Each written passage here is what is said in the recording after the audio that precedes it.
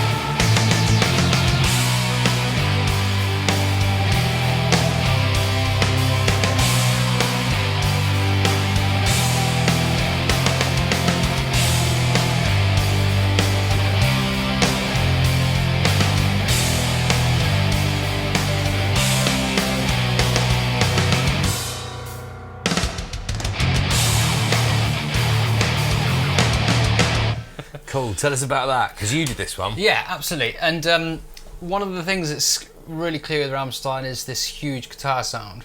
Yeah. Hard left and right pan guitars, the two guitar players, kind of unison, so mirroring each other with articulations and phrasing, and kind of just doubling everything up, make it sound massive. So one of the things with this is, obviously it's a kind of arena, stadium level tracks. Huge shows. So part of that, Huge. kind of in the writing style, is making riffs that translate, that are clear, articulate, and allow things to happen around what's going on. So with this particular track, it's all about kind of finding a phrase that also works as a kind of a synth phrase as well, so kind of blending between the two, something sounding quirky with that sound. The sort of thing you can imagine here in a kind of a metal nightclub. Big time. And then translate into a guitar riff as well, so it's kind of had that crossover. So that opening riff, obviously with Rammstein, they use different tunings, but one tune they use quite often, quite common, is drop D, which is what we've gone for here. So everything is standard tuning with a low string down to a D note, which allows us to use the kind of parallel notes across the fret to get our power chords, which is great because it means that you can thicken up any of these kind of single note phrases. Yeah. Single notes on the bass lines, single notes doubled up on the synth, but power chorded on the guitar. So our opening phrase, we start by using our 3rd fret to 4th fret, and then we're going from our 1st fret to open. So it's that kind of Frisian vibe we were talking about before with chord. The chord. And funnily enough, it's that Frisian vibe, Frisian dominant minor to major 3rd thing happening again as well, so we've seen that before. So it's the minor 3rd to major 3rd, flat 2nd to root, and then it's kind of that big, rich guitar sound, so lots of open notes with palm muted sections dropped in amongst the phrase. So we get this bit, and then 2 palm muted downstrokes, just to give that weight and chunk. Now, just on that, the palm muting, where are you palm muting? Because that sounds really thick. Well, I'm using the side of the hand here, but what's really interesting about a palm muting, and something that I didn't really think about until I was recording albums, was how much sonic variation there is in palm muting. So before I was recording albums, I didn't really put that much thought into it.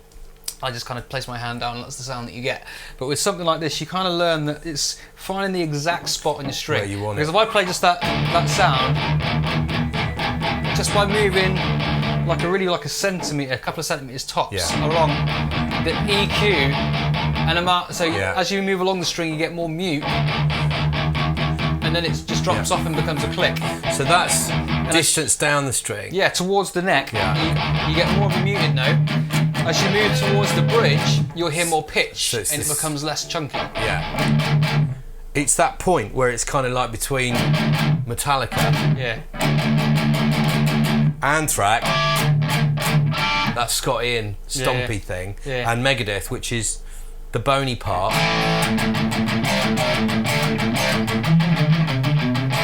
Sure. And it's tighter, it's different sound, isn't it? Totally, yeah. Yeah. So yeah, I guess it's a case of find that exact spot. For me, it's Yeah. about just behind where the bridge pickup is.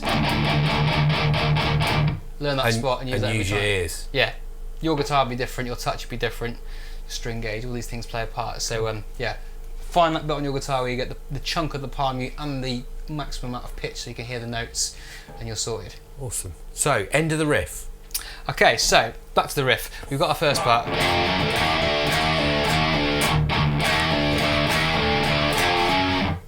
Back to the 3rd and 4th fret. When we repeat again.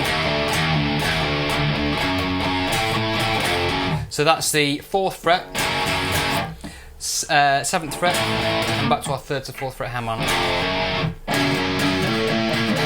Sets all together. Okay.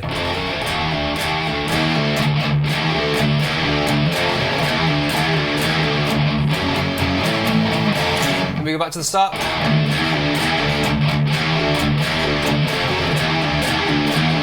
At this point, we're going to play 7th fret with our little finger, and we're going to palm mute, but you can use alternate picking for this. So 7th fret 4 times, then 3rd fret. Wicked. Yeah. So the whole phrase slowed down.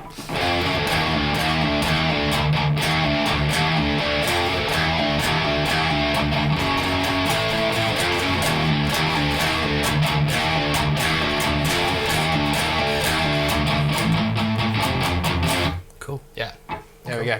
Chorus. So, chorus section, again we want that big anthemic sound, so Yeah. it's big open sustained power chords this time, no muting this time. Simple progressions, little variations in this, so lots to look out for. It keeps it kind of twisting and turning rather than it being monotonous. So we've got a little power chord, 2nd fret of the A string, so 2nd fret, 4th fret, 4th fret on the next string, we get a B power chord. Then we're going to take advantage of that drop D tuning and bar at the 5th fret of the bottom 2 strings to get a G power chord. Then we go to the 2nd fret for an E power chord. Then we go back to our 5th string with the 4th and 3rd strings for our C power chord. So that phrase would be.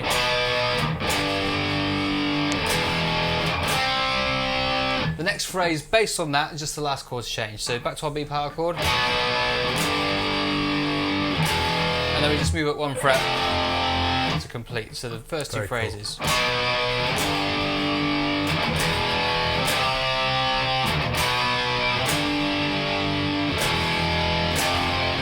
Okay, we're halfway through at this point.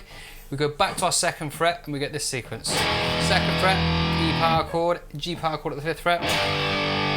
Over to our C power chord again. Then we're going to play an F power chord at the 3rd fret of the bottom 2 strings. And back to our G power chord.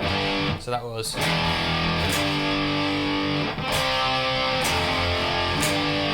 And the last phrase, based on that again, but it's the ending that changes again. E power chord, G power chord, and it goes C power chord down to our B power chord. So that phrase is.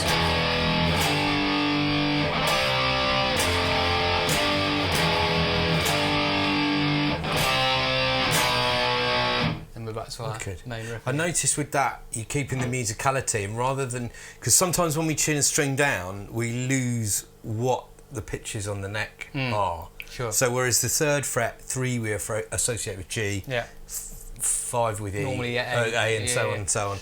So, but I noticed with that, you've actually memorised that the 2nd fret is E, Yeah.